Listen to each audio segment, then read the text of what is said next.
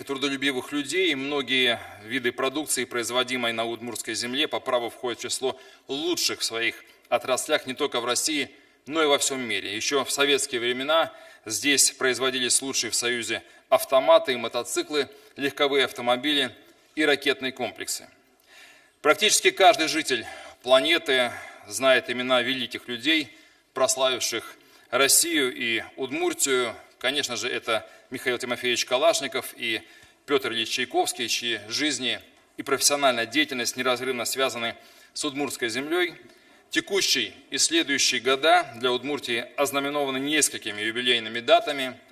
В этом году мы празднуем 100-летие со дня рождения великого конструктора и оружейника Михаила Тимофеевича Калашникова. 19 сентября в республике в его честь состоялся масштабный праздник День оружейника, в деловой программе которого принял участие президент России Владимир Владимирович Путин.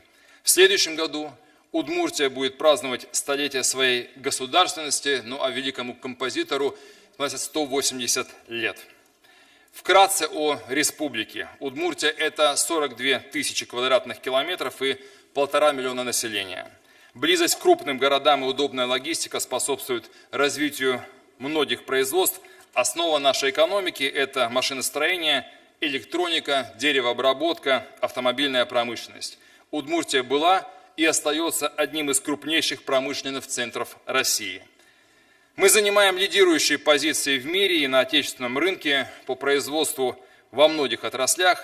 Все крупнейшие предприятия не только успешно работают, но и выходят на зарубежные рынки, развивают гражданскую продукцию. Наша республика обладает колоссальным природным, промышленным и человеческим капиталом. Важнейшей миссией для нас является создание самодостаточной и стабильной экономики, формирование благоприятной среды для роста и акселерации бизнеса, для притока прямых инвестиций в регион и развития государственно-частного партнерства. Удмуртская республика является одним из лидеров по уровню развития институциональной среды и нормативно-правовой базы в сфере ГЧП. Инвесторам мы предлагаем широкий перечень налоговых преференций и иных льгот. Огромное внимание уделяется созданию инфраструктуры поддержки бизнеса, особенно для малого и среднего бизнеса, от регионального законодательства и образовательных программ до сотрудничества с крупнейшими федеральными институтами развития. Только в 2019 году на развитие малого и среднего предпринимательства в рамках одноименного национального проекта будет направлено и уже направлено 1 миллиард 300 миллионов рублей. В рамках нацпроекта в настоящий момент ведется реконструкция и строительство производственных помещений в 2 промышленных парках. Металлургический в городе Ижевск и индустриальный в городе Воткинске. В 2021 году мы планируем начать строительство еще 5 объектов. Создание этих объектов позволит обеспечить условия для развития субъектов МСП, осуществляющих переработку сельхозпродукции, производственных и инновационных объектов МСП.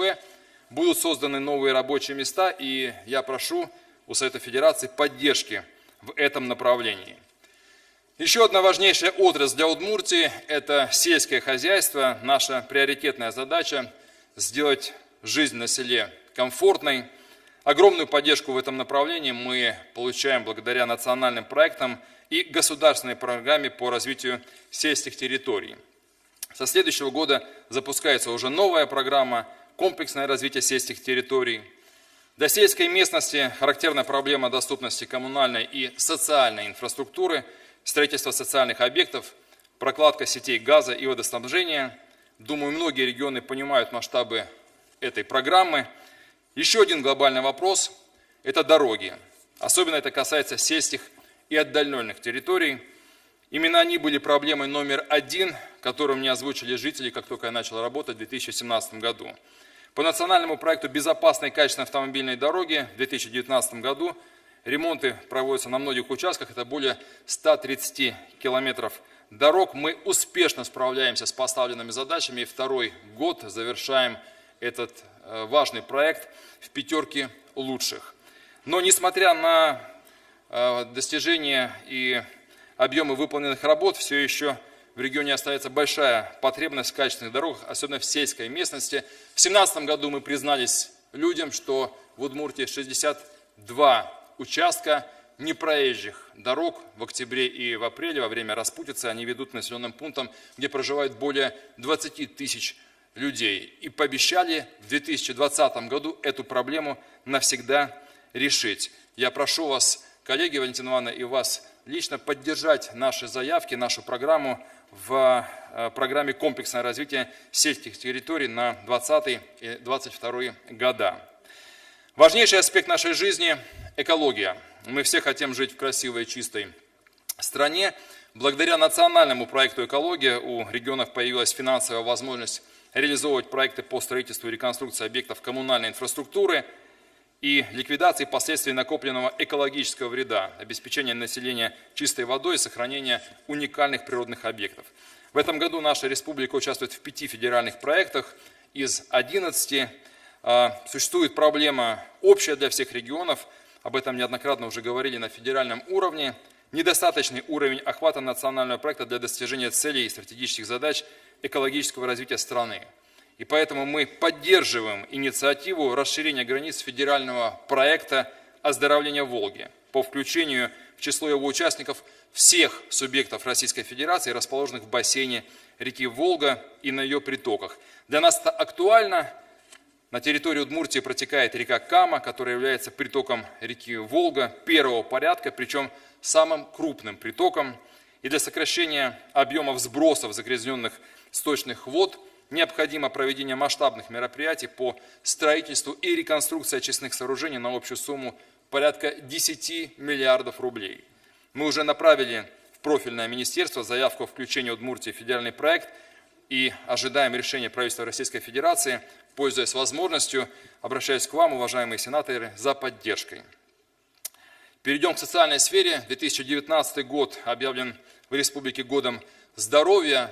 По национальному проекту здравоохранения мы получаем из федерального бюджета значительные средства, которые идут на оснащение наших региональных центров и диспансеров, оснащение медучреждений техникой, создание центров амбулаторной онкологической помощи, а также на покупку передвижных мобильных диагностических комплексах. Впервые в медицине региона появилась санавиация. Дорогие друзья, 59 жизней спасены именно благодаря этому проекту. Тем не менее, на территории Удмуртии сохраняется потребность в медицинских учреждениях в связи с изношенностью многих из них. До конца этого года завершается разработка проектной документации по 2 таким самым критичным объектам. Это здание детской поликлиники в городе Можге и районной больницы в городе Воткинске. Общая потребность финансирования этих объектов более 1 миллиарда рублей. Прошу вас, уважаемая Валентина Ивановна и сенаторы, поддержать включение этих социально важных объектов в федеральную адресную инвестиционную программу 2021-2022 годов. Большое внимание в республике уделяется развитию образования. Доступное и качественное образование – основа наших будущих достижений. Мы ставим себе амбициозную задачу к 2025 году перевести всех обучающихся в первую смену. В части дошкольного образования обеспечить 100% доступность дошкольного образования для детей до 3 лет уже к 2021 году. За последние 3 года в республике построено 4 школы и 29 детских садов. Это огромный объем строительства, но тем не менее сохраняется потребность из-за превышения проектной мощности школ. Проблему обучения детей в 2 смены нам решить пока не удалось. Я уже говорил, мы ставим такие задачи перед собой. Более того, износ многих зданий, в которых занимаются дети, превышает 50%. Это практически аварийное состояние. В этом году, коллеги, мы приняли повышенные обязательства благодаря консолидации электросетевого хозяйства, проекту совместно с ПАО «Россети» мы выручили более 3 миллиардов рублей, и все эти деньги направили на ремонт и реконструкцию объектов социальной инфраструктуры, а это более 700 объектов, детские сады, школы и больницы. Но при этом хочу обратить внимание, и те наши инициативы и просьбы, которые мы адресовали к вам, Валентина Ивановна, прошу поддержать, потому что, например, школы в Ижевске не строились... Продлите время, да, пожалуйста, Александр. Очень коротко. Школы в Ижевске не строились с 1999 года по 2017 год. И те объекты, которые мы сейчас ведем, для нас крайне важны. Уважаемая Валентина Ивановна, уважаемые сенаторы, у республики огромный потенциал, мы ставим перед собой масштабные амбициозные цели и добиваемся их. Удмуртия меняется на глазах, и это в первую очередь заслуга людей, их инициатив. Я буду счастлив показать вам удмуртскую землю, лично ее природу, талантливых людей и открытость к диалогу. Джечбуреч Гаджанович Йос, спасибо огромное вам за внимание, и всегда рад вас приветствовать в Удмуртии. Спасибо. Спасибо большое, Александр Владимирович. Благодарю вас за очень интересный доклад. Слово для выступления предоставляется председателю Государственного совета Удмуртской республики Алексею Михайловичу Прасолову. Пожалуйста, Алексей Михайлович, вам слово.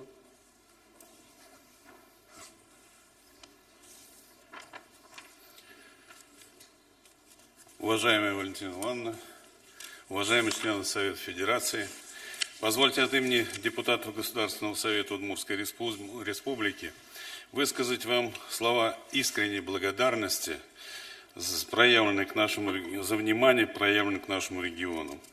По итогам Дней Удмуртии в 2015 году в постановление Совета Федерации вошли многие вопросы социально-экономического развития республики. Сегодня абсолютное большинство из них нашли положительное решение. Уважаемые коллеги, в год столетия со дня рождения Михаила Тимофеевича Калашникова, человека-легенды, оказавшего большое влияние на формирование экономики Удмуртии, республика вступила в год столетия своей государственности. 4 ноября 1920 года был подписан декрет о создании удмуртской автономии в составе РСФСР. И в следующем году мы отметим вековой юбилей этого события, когда руководство молодого российского государства поддержало стремление удмуртского народа к возрождению через единение со всеми народами страны.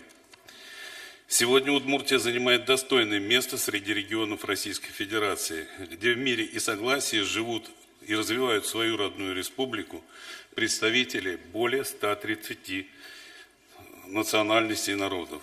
В этом году, 7 декабря, исполнится 25 лет Конституции Удмуртской Республики, ставшей фундаментом сегодняшней стабильности. Четверть века исполнится Государственному Совету. За эти годы принято более 1600 законов. Создана прочная законодательная база, регулирующая самые разные стороны развития региона. С сентября 2017 года работает 6-й созыв регионального парламента в составе 60 депутатов. Важным направлением деятельности в этот период стало совершенствование налогового и бюджетного законодательства. Оптимизированы ставки по имущественным налогам, устранены неэффективные льготы. Это позволило укрепить собственную налоговую базу регионального бюджета. В то же время мы не только сохранили ряд важных льгот, но и расширили категории льготополучателей. Республика уже 3-й год верстает свой главный финансовый документ с профицитом, двигаясь по пути сокращения госдолга и эффективного расходования средств. В центре внимания Государственного совета забота о молодежи. Законодательно закреплена норма об ограничении продажи несовершеннолетним электронных курительных приспособлений и жидкостей к ним.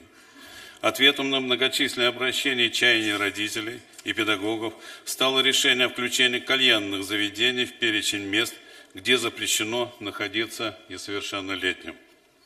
Каждый из депутатов вовлечен в работу по патриотическому воспитанию подрастающего поколения. В Государственном совете и в образовательных организациях проводятся уроки мужества, уроки памяти, уроки парламентаризма. Одним из наиболее значимых стал закон о патриотическом воспитании в Удмуртской республике. Мы ведем работу над развитием регионального законодательства о государственной молодежной политике. Сегодня Удмуртия – один из немногих субъектов федерации, у которого есть свое законодательство в этой сфере. Государственный совет Удмуртской республики является активным участником законодательной и творческой работы на федеральном уровне. Одна из наших последних инициатив касается запрета так называемых наливаек, которые, регистрируясь под видом учреждения общественного питания, по сути, торгуют алкоголем на вынос. Часто подобные заведения находятся в многоквартирных домах, вблизи от социальных объектов, создают атмосферу повышенной опасности и вызывают справедливое недовольство жителей. было внесено предложение вернуть регионам полномочия по установлению дополнительных ограничений в части торговли алкогольной продукцией в учреждениях общепита.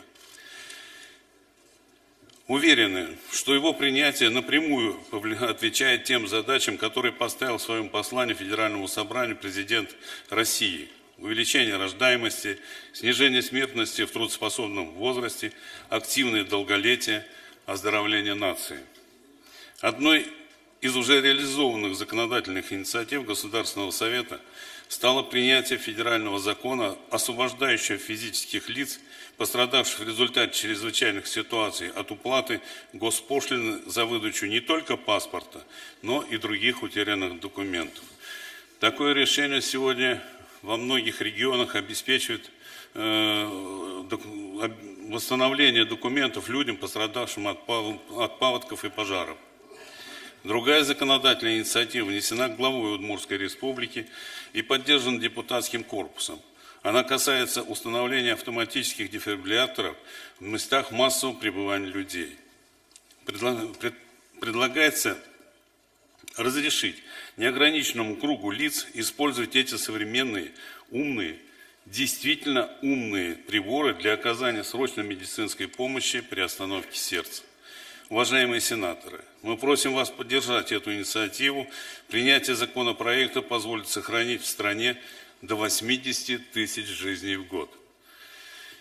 Одно из направлений работы связано с защитой прав и поддержкой людей с ограниченными возможностями. Предлагаем установить особый порядок закупок для государственных и муниципальных нужд у специализированных предприятий Общероссийской общественной организации инвалидов без проведения конкурсных процедур. И это позволит развиваться производителям, которые используют труд инвалидов. Мы также просим, и глава сейчас только об этом говорил, вашего содействия во включении в состав федеральных проектов сохранения уникальных водных объектов и оздоровления Волги мероприятий по улучшению экологического состояния рек Удмуртии. У нас в Удмуртии берут свое начало реки Кама и Вятка. На севере республики мы можем их перешагнуть, а на юге они полноводны и прекрасны своей широтой. Крупнейший приток Волги Кама вместе с Вяткой, впадая в Великую Русскую реку, образует своеобразное сердце в центре России. Включение Удмуртии в федеральный проект поможет улучшить экологическое состояние наших рек. Уважаемые члены Совета Федерации, наши предложения отражены в проекте постановления. Претворение их в жизнь даст новый импульс развитию Удмуртии, но для их решения необходима федеральная поддержка. Мы надеемся на ваше понимание. Уважаемая Валентина Ивановна, выражаю вам искренние слова признательности за плодотворные конструктивные отношения, сложившиеся между Государственным Советом Удмуртской Республики и Советом Федерации. Хочу поблагодарить наших сенаторов Любовь Николаевну Глебову, Юрия Викторовича Федорова за активную работу, которую они проводят в интересах республики. Желаю всем нам успехов. Спасибо. Спасибо большое. Присаживайтесь, пожалуйста. Коллеги, я бы тоже хотела сказать несколько слов. Уважаемый Александр Владимирович, уважаемый Алексей Михайлович, коллеги, прежде всего хочу искренне поблагодарить вас, руководители региона, всю вашу региональную команду за основательную подготовку Дней Удмуртской Республики, за содержательный диалог, который состоялся в 7 комитетах Совета Федерации, и за те конструктивные предложения, которые были высказаны в рамках этих дней, за очень интересную такую современную выставку.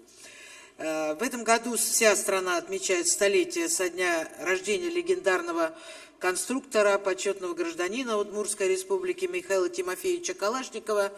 И хотела бы напомнить его слова: «Работайте для своей страны, ведь это значит работать для людей, которые в ней живут. Поверьте, в жизни это самое главное». Я думаю, что это обращение такой всем нам наказ.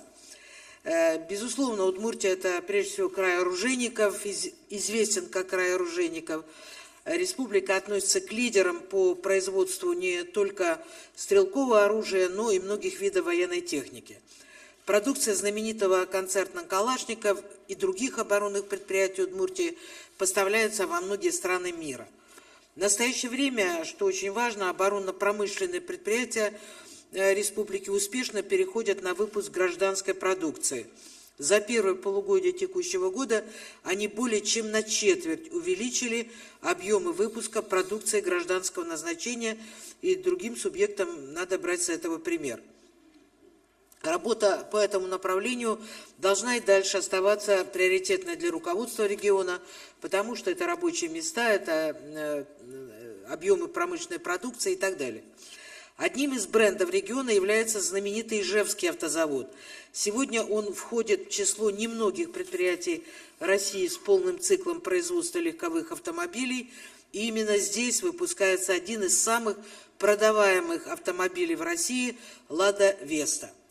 Основу республиканской экономики составляет в том числе и сельское хозяйство. Регион входит в десятку основных российских производителей мясо-молочной продукции и полностью обеспечивает свои потребности по основным видам продовольствия. При этом удается эффективно наращивать и экспортный потенциал. В целом, приятно признать, что Удмуртия сегодня один из самых динамично развивающихся регионов. За последние годы темпы роста экономического развития существенно превышают, в том числе промышленное производство, превышает среднее по России. Хорошая динамика есть и в финансово-бюджетной сфере. В прошлом году бюджет исполнен с профицитом. В этом году этот позитивный тренд также сохраняется. По итогам 3 кварталов доходы выросли более чем на 7%. Также постепенно улучшается ситуация с долговой нагрузкой, которая была такой сложной. Тем не менее, соотношение долга с собственными доходами пока еще на неприемлемом уровне. Надо принимать дополнительные меры для изменения ситуации, в том числе, безусловно, оказывать более серьезную поддержку со стороны Министерства финансов. Совет Федерации подключился в этом году и поддержал на трехсторонней комиссии выделение дополнительных субсидий на выравнивание бюджетной на сбалансирование бюджетной обеспеченности, и дополнительно республика в этом году получит 2 миллиарда рублей. Это хорошая поддержка, но она не должна быть разовой, надо смотреть и на будущую трехлетку. Также хочу отметить, что в республике успешно решаются задачи в социальной сфере, реализуется целый комплекс мер поддержки граждан. Только в прошлом году общая сумма социальных денежных выплат составила 6 миллиардов рублей, и регион переходит на такую адресную социальную поддержку, что повышает эффективность социальной поддержки граждан. Сделан верный акцент на повышение доступности и качества медицинской помощи для жителей сельских районов. Работает санитарная авиация, закуплены передвижные медицинские комплексы, и также верный акцент сделан на улучшение инфраструктуры образования. Вот я, честно скажу, с удивлением узнала, что за 20 последних лет в Ижевске не было построено ни одной школы. Это, я не знаю, это какой-то даже не верится в то, что так произошло, и за короткий срок, 29 садов, 27 детских садов построено вот за последние два года, коллеги. Но это просто прорыв, реальный прорыв. И также со школами руководитель региона сказал, что к 2022 году, да? У нас еще в проекте да, 7. Вот, понимаете, когда вот приоритеты, так они и успешно реализуются, за это отдельная благодарность. Большое внимание в регионе уделяется подготовке перспективных кадров для развития местной экономики. В связи с этим интересен опыт Удмуртии по созданию профильных классов в школах. Появились уже медицинские, инженерные классы, планируется открыть предпринимательские. Также большое внимание уделяется подготовке инженерно-технических кадров. Мне кажется, замечательный проект, который начал свою работу в начале этого года, юношеский технопарк «Академия Калашникова». Здесь ребята могут приобрести знания в сфере робототехники, информационных технологий, промышленного дизайна. И самое главное, уже поучаствовать в осуществлении реальных проектов, познакомиться с потенциальными работодателям. Я попросила комитет по образованию Лилия Салаватовна подробнее изучить этот опыт и сделать его достоянием других субъектов федерации. Важной темой остается обеспечение здоровым питанием детей в образовательных организациях. Республика со всей ответственностью подошла к этому вопросу. Планируется создание единого рациона для дошкольных, школьных образовательных организаций здорового питания. Мы надеемся, что скоро мы примем закон о детском питании. Здесь республика также идет впереди. Одной из важнейших задач региона остается улучшение жилищных условий населения. В республике реализуется проект предоставления льготных ипотечных займов для приобретения жилья. Идет работа по переселению граждан из аварийного фонда. Темпы строительства за 9 месяцев текущего года выросли более чем на 7%. Тем не менее, сегодня в республике строится 0,5 квадратных метров на одного жителя. Вы знаете, что нормальным считается не менее 1 метра. И если не нарастить количество строительства объемов жилья, то, конечно, трудно будет в целом по России достичь национальных целей в рамках соответствующего национального проекта.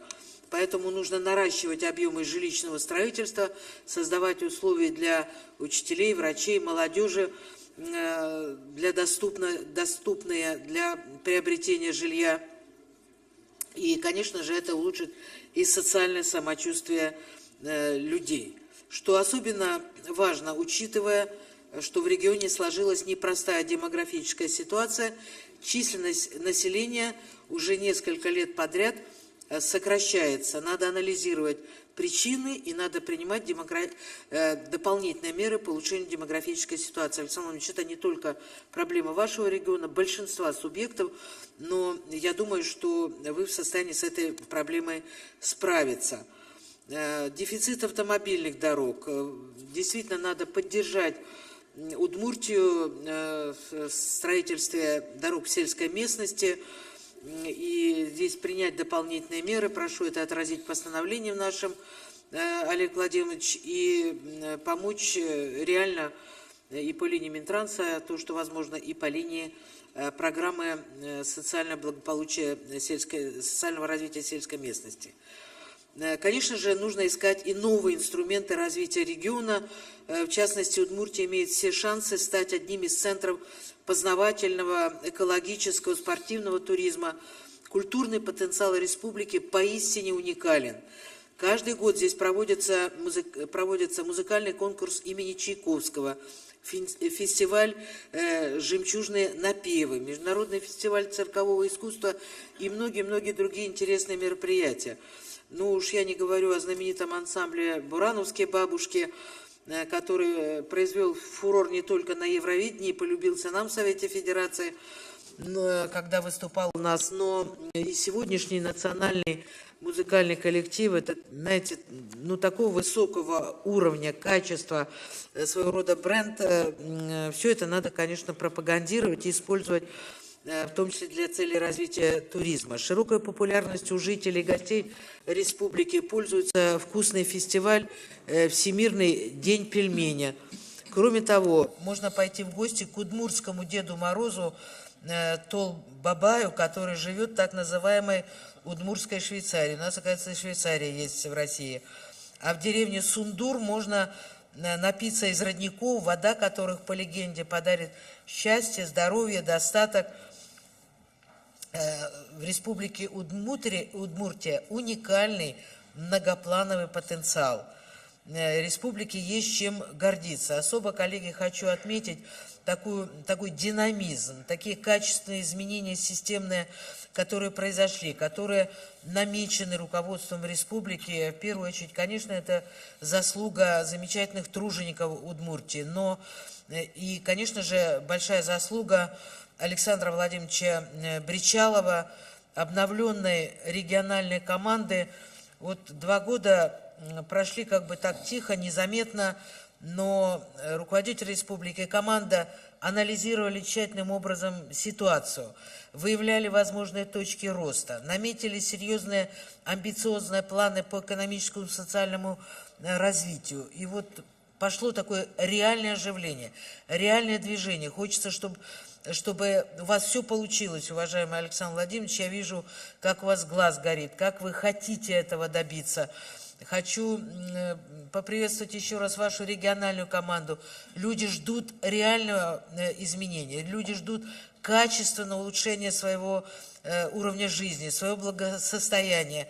И я уверена, что у вас это все получится. Хочу отдельно отметить, что Александр Владимирович, пожалуй, один из самых спортивных губернаторов. Он настоящий железный человек, поскольку он занимается триатлоном, бегает длинные дистанции в международных соревнованиях, Ironman называется, ну, то есть железный человек настоящий. Занимается велоспортом, лыжами, плаванием, баскетболом. Конечно, в свободное от работы время умеет совмещать. Может быть, ему это и помогает так быстро двигаться региону. Это всем хороший пример. Не могу, к сожалению, Александр Владимирович, хороших слов сказать в адрес вашей команды. В футбол проиграли, ну, с разгромным счетом. Это первый такой разгромный счет. 8-1 проиграли команде Совета Федерации. Вы там наверху, которые, коллеги, вам не стыдно вообще? Что за дела такие? Подтягивайтесь, такой пример, он живой у вас губернатор. Вы волейбол тоже проиграли 2-1. Особо хочу отметить нашего сенатора из Челябинской области Павлову Маргариту Николаевну, которая теперь стала капитаном нашей волейбольной команды. Тренируйтесь, иначе такие нагрузки переносить будет сложно. В рамках проведения Дней Удмуртской Республики состоялись расширенные заседания наших профильных комитетов с участием представителей регионов. Все конструктивные идеи, все рекомендации будут обязательно отражены в проекте итогового нашего постановления. И с учетом, в том числе, высказанных сегодня предложений, мы его обязательно доработаем, примем на следующем заседании и добьемся безусловного исполнения. Спасибо, коллеги. Слово Олегу Владимировичу Мельниченко. Пожалуйста. Уважаемая Валентина Ивановна, уважаемые коллеги, как уже здесь было сказано, 7 комитетов Совета Федерации рассмотрели предложение в постановлении Совета Федерации. На сегодняшний день подготовлен проект постановления о государственной поддержке социально-экономического развития Удмуртской Республики. Я предлагаю принять его за основу, доработать с учетом замечаний и предложений, высказанных сегодня, и принять постановление в целом 11 декабря 2019 года. Прошу поддержать. Коллеги, есть ли вопросы, замечания к Олегу Владимировичу? Нет. Кто за то, чтобы принять постановление за основу, прошу голосовать. Идет голосование, документ 561.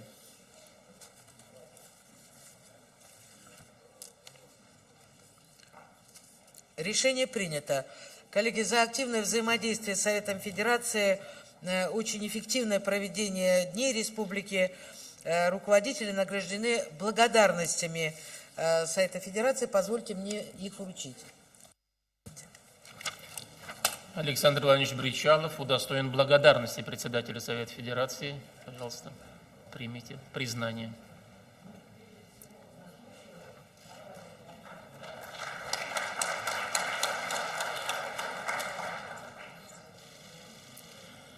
Алексей Михайлович Прасолов также удостоен благодарности председателя Совета Федерации.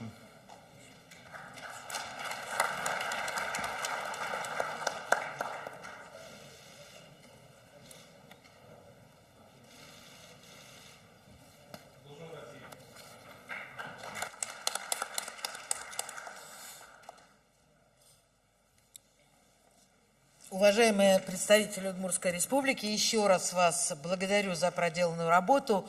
Успехов и до новых встреч. Спасибо. Коллеги, переходим к рассмотрению следующего вопроса. Мы вписались в график. Сейчас у нас время эксперта. Сегодня в рамках нашей традиционной рубрики выступит директор Института Африки Российской академии наук, доктор экономических наук Ирина Олеговна Абрамовна. на тему «Итоги саммита и экономического форума Россия-Африка и актуальные задачи российско-африканских отношений». Ирина Олеговна, ведущий российский специалист по проблемам экономики и народонаселения Африки с 35-летним научным стажем. В 2015 году она назначена директором Института Африки Российской академии наук. В 2016 году избрана членом-корреспондентом, а через год стала членом Президиума Российской академии наук. В своих работах Ирина Олеговна исследует принципиально новые вопросы о роли развивающихся стран Африки в формировании новой экономической модели мира, тему развития российско-африканского сотрудничества, проводит системный анализ проблем международной миграции. Она автор более 250 научных трудов, в том числе 10 монографий, многие из которых были опубликованы в европейских, арабских и африканских странах. Преподает в Российском университете дружбы народов и Санкт-Петербурга. Да, спасибо. Ну, во-первых, я хотел бы поблагодарить Валентину Ивановну лично и команду Совета Федерации, руководителей 7 комитетов, на площадках которых проходили дискуссии, очень содержательно, максимально предметно, и мы чувствуем, безусловно, поддержку Верхней палаты парламента Российской Федерации, именно поддержку регионов, случайно называется Палата регионов. Проект постановления нас более чем устраивает, потому что там отражены все наиболее критичные наши вопросы. Это те вопросы, которые не в плоскости лежат завтра или послезавтра, или какой-то следующий там цикл. Это те вопросы, которые нужно решить уже вчера. Это и сельские дороги, я сказал сейчас в своем выступлении, мы это не скрываем, у нас честный разговор с людьми, с гражданами, что есть много еще участков дорог, которые в распутицу в октябре, в апреле месяце не проедешь. Там живут люди, там есть экономика, и, конечно, в отсутствие дороги, сельской дороги, говорить не то чтобы о конкуренции, о вообще качестве жизни населения просто не приходится. И это, наверное, один из ключевых пунктов, несмотря на то, что мы взяли хорошие темпы по строительству дорог. Напомню, проект безопасной качественной автомобильной дороги, нацпроект на второй год, уверенно входит в пятерку лучших регионов.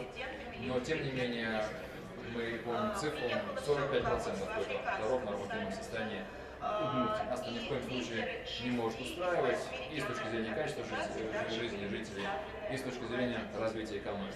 Я хотел бы еще обратить внимание на строительство и реконструкцию очистных сооружений. Конечно, это огромная проблема во всей стране, но у нас есть объекты, которые уже, будем прямо говорить, угрожают, собственно, такой нормальной жизни наших населенных пунктов. В первую очередь, столицы, город Ижевск, 26-й коллектор. Ну и очистные, которые, можно сказать, они отсутствуют в 5-м городе по численности, это город Можга. И они тоже, эти объекты, окружены в проекте постановления. Вот на этом я бы акцентировал внимание. К слову, я хочу благодарить, что вот именно на площадке Совета Федерации у нас идет хороший диалог с правительством. То есть нет такой ситуации, что категорически отказы. Ну, конечно же, проект постановления Совета Федерации является таким очень серьезным подспорьем и весомым аргументом принятия решения в пользу республики в части финансирования объектов, которые передавали. На общую сумму 1 4 миллиарда рублей. Это примерно. Я полностью поддерживаю слова Александра Владимировича.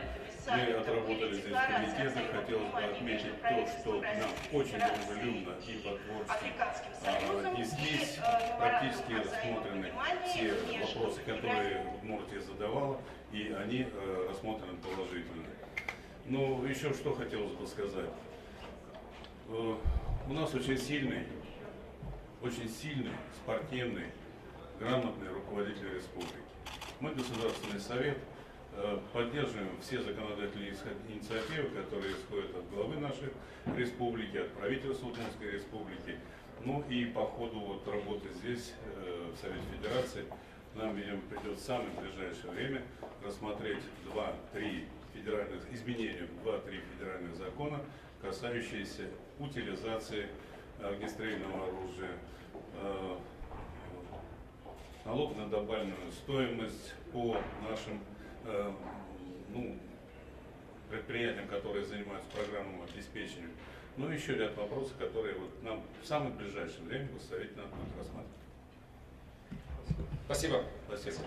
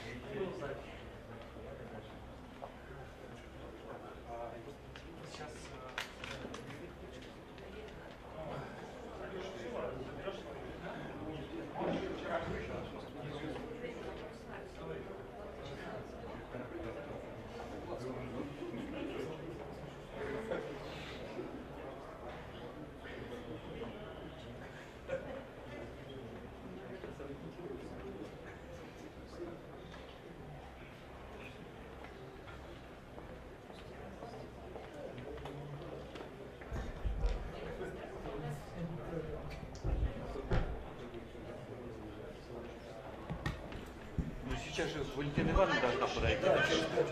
От того, насколько активно будет развиваться молодежь, каким ее будут выступления, какие потребности, зависит в том числе и развитие мировой экономики. Наконец, Африка, как ни странно, может быть, многим сидящим в этом зале, является в том числе континентом, который быстро развивается технологически. Дело в том, что в Африке уже в 2009 году, намного раньше, чем в России, была принята программа цифровизации, которая была утверждена в 2014 году. Многие африканские страны, например, такие как в первую очередь Кения, Уганда, где на будущий год состоится 143-я сессия международная сессия всех парламентов мира, я думаю, что многие сидящие в этом зале успеют сами увидеть. Руанда отказывается от наличных денег, переходит исключительно к электронным платежам. В Кении мобильный банк применяется уже очень длительное время. Южноафриканская компания «Наски» является, между прочим, владельцем очень известного в России сервиса «Алиса». Наверное, многие этим сервисом пользуются. И вложила в нашу экономику более 4 миллиардов долларов. Африка по интеграционному взаимодействию также может дать нам пример. Те критерии интеграции, которые были выработаны Африканским союзом и региональными африканскими организациями с большим интересом,